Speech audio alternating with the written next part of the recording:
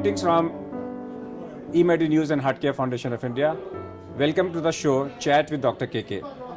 Today we are going to have a conversation with Professor Dr. Anil Kumar. He is the past President of Cardiological Society of India. He is the President of Asian Pacific Society of Cardiology. He is an honorary Professor of Cardiology at Grant Medical College and JJ Group of Hospitals, Mumbai. Welcome to our show. I want to come out with a different discussion. Normally we talk about academics, normally we talk about prevention of heart disease. Of late, ever since one of the cine star bought out a show in the TV and he fired the medical profession, lot have been talked about doctor-industry relationship, doctor-pharma relationship, and people say there is a nexus. And people say that doctors and the pharma industry, doctors and the healthcare industry as an nexus. People say that the doctor and the new hospitals owned by so-called non-doctors, there is a nexus. All this, they talk about it. A topic which normally very few people are comfortable in talking. And being a past president of CSI and being a president of Asian Pacific Society of Cardiology, it's your responsibility to come forward and talk about this issue in open. Is it the truth or it's a myth? I think you have asked a very difficult question to answer, and it is like being unpopular in the situation where somebody like Amir Khan has done a show. Yes. I didn't name, but that. I wish I had chance to meet him, or he could have asked us without going in the detail before saying that there is a nexus between the doctors and industries. There can be good relation between doctor and industry, I can understand that. But the nexus word is slightly hard as far as I am concerned. Let me tell you, these scientific programs or these conferences, if you recall yourself, as far as the Cardiology Society of India is concerned, in 86, 87, 96, 97, how many people were attending the conferences? 500 to 1,000. It was only 98 onwards things got changed. And why it got changed? Because industries started participating in the conference. To say that industries were doing wrong things or suddenly doctors got close to industries, I think that is going too far. You look at all over the world, American College of Cardiology meeting attended by more than 30,000 people. I don't want to challenge or I don't want to have a betting with anyone, but to best of my knowledge, most of the people who attend, they are supported by somebody else, then spending their own money, which is hard earned. In this country, who supports doctors' work? Who supports Government of India? All of you know that is in the last line of the expenditure on the health services. In medical colleges, the number of government colleges has become less and the number of private colleges has become more. What does it reflect? That people are spending money for their education and people are spending money for their healthcare system. When they are spending, who is going to improve them? If industry is spending some money to improve them, you say it is nexus. It is absolutely wrong. So you feel that industry plays a lot of role? Yes, and imagine, Let me give you an example that when we have studied our MBBS, we come back and study, and then we do MD, then we do GM, and then we practice. A new drug is introduced, the government doesn't inform us. A drug is banned, the government doesn't give us a circular. Absolutely correct. Update, the government doesn't support. There is no system of government supporting the updates. The only way you get to know about a new drug is a pharma, so you are dependent on that. The only way to get to know that a drug is banned is pharma. Absolutely. So DCG, the drug controller doesn't send you a circular that the indication has changed. Now a warning has come for statins by the drug controller of India, and that warning has not been passed on to the consumer. They said, read our website. It has to go to each and every doctor. If they are changing a thing, it has to. So therefore doctors are dependent on pharmaceutical to know about the new molecules. Therefore doctor and pharma relationship can never go. No, it cannot. No, it is, see, I think the word relationship and the word nexus.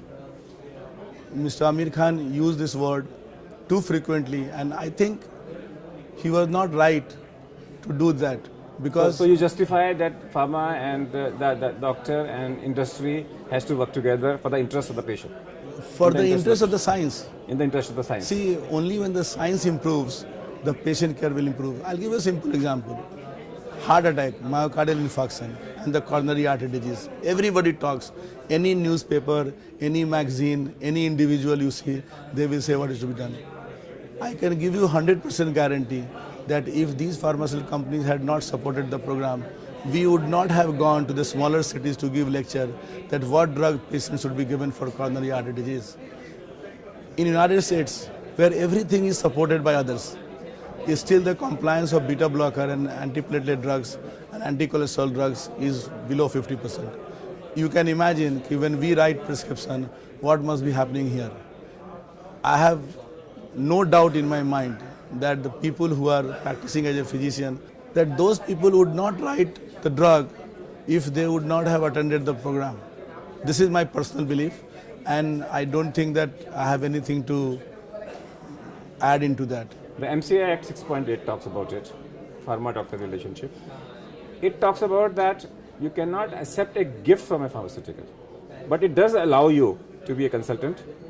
It allows you to work for them. Nobody stops you from that. Nobody stops a doctor to be hired by a pharmaceutical company. That means, for example, if I am being hired by a pharmaceutical company to go across all over the country, so what is required is I will charge a fee, a nominal fee. They pay for my airfare, they pay for my hotel, and that's allowed. That's legal. If I don't charge my fee, that's illegal. So if I charge from a pharmaceutical company for lectures, it may be a nominal 1,000 rupees. It's legal. Nobody stops you. That's not an excess. Dr. Agarwal, let me tell you that the rules, written words, and the spirit behind the words, you have to look at it. If you read the rule, it says that no doctor, it does not say that consultant and non-consultant. This we have found out that as a consultant you can do it and as a non-consultant you can't do that. But if you go to the rule, unfortunately we don't have the rule just now, but I am 100% sure that even attending any program where the pharmaceutical company spends the money, to my mind is wrong as per the present law. No, the present law is also clear that if a pharmaceutical is arranging a lecture, it's a paid lecture. If a pharmaceutical company is arranging a dinner and cocktail and they are having a lecture on their molecule, suppose lecture is given by Dr. Anil Kumar. If Anil Kumar is paid for his services, if the chairpersons are paid for their services, and each and every delegate is paid some nominal amount to listen and give advice, that's legal. Because now you are hiring the services of a person to come and listen to my molecule and tell me how my molecule is. No, but I don't think that the present rule, if you read, this is like that. No, I don't think that. We can reconfirm that. If that is happening, absolutely fine. Because that is what was happening earlier. No, earlier you were going there and not charging money for attending it. No, see, you were given alcohol, you were given food. No, the charging. You were picked up. No, I'll tell you. In US, the Medical Council of India. In US, every doctor who attends a pharmaceutical meeting is paid $90 as a fee for attending. I'm sure the pharmaceutical company will be more than happy to pay $90. Then the people will say that for listening to the talk also you are charging money. No, you are not listening to talk.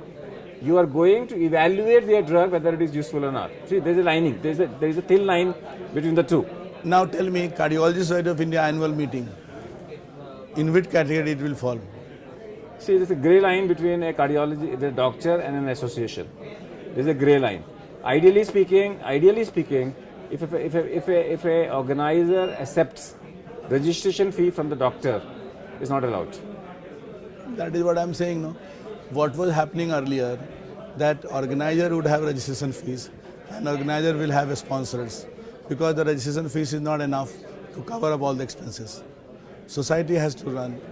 Okay, I'll go other way around. That today, if you are made the president of Medical Council of India for one day, will you struck off 6.8? No, see, I'll tell you, I don't think that I need to struck off. I need to have interaction with the government of India. That no, if you have full powers, if you are given the powers, you are the health minister, you are the Medical Council of India president, what will you do about this pharma-doctor relationship? What will be your views? That the introduction of the new law, I will scrap it and go back to what was written earlier. What was written earlier? Yes. That means ethically, practice ethically and have ethical relationship with your pharma industry. See, today, if you allow me to charge the pharmaceutical company, and do not allow the 2,000 doctors who are practicing in the smaller town to listen my program and talk, there is no advantage. It means the pharmaceutical company is supporting Dr. Anil Kumar. What was happening earlier through the conferences, that pharmaceutical companies were supporting those doctors who have no method of reading books, no method. So they were doing the job of the government. Absolutely. They were basically doing the job You are of the absolutely right. They were doing what was expected to do by the doctors, by the government of India or government of Indian states. If you would not have got admission in MBBS, what you would have been today? Maybe politician. Maybe a politician. That you can even do it now. You can still go as a Rajya Sabha member. No, I would not like to go as a Rajya Sabha member. If I have to go in public life, I would go through the parliament. To the parliament as an Elected body, yes. As an elected member. Okay. In cardiopulmonary resuscitation, there is a change. Now they say public should be taught only hands-only CPR. That means no mouth-to-mouth resuscitation is required. And the mantra is within 10 minutes of death, earlier the better, at least for the next 10 minutes, compress the center of the chest with a speed of 10 into 10, that is 100 per minute. Do you feel this knowledge should go everywhere in country and they should be taught in hands-only CPR? It is brilliant, but if we can do it. Because there are so many things, to my mind, if you really ask me, and I hope that somebody gets notice of this program, that what is happening in the medical colleges, we are not able to improve it. Today, whether it is run by government, because health is a state subject and education is a government of India subject. So there is a lot of discrepancy. The Medical Council of India has made rules. Inspection takes place. But end of the day, if students are not taught, they are not shown the patient in the ward, are they going to be a doctor? I'll tell you my personal experience. You have passed MBBS 30 years ago. I passed MBBS 40 years ago. The kind of involvement I had, or probably people had, to become doctor, today it has gone away. And somebody spends 50 lakhs or 1 crore rupees for passing MBBS exam. I don't think that he will be happy to work for 50,000 rupees. He will do justice.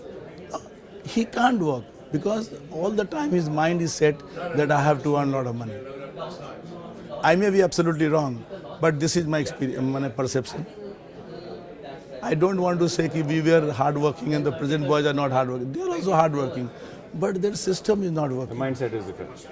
The system is not working. So Dr. Anil Kumar says that if I have the power to control Medical Council of India, I will struck off the 6.8 rule in one stroke. And Because he feels that patient, pharma and industry relationship is a noble relationship because they are doing the job what the government should be doing. And because few people have misused it, does not mean that all doctors are misusing it. And he emphasizes that because few doctors misuse it does not mean every doctor is bad. And he strongly criticizes what Amir Khan showed, the projection of a medical profession, which is not a truth. Thank you, Professor Anil Kumar. That's all for today. We'll come back with one more topic next time. Till that, goodbye. Thank you, Dr.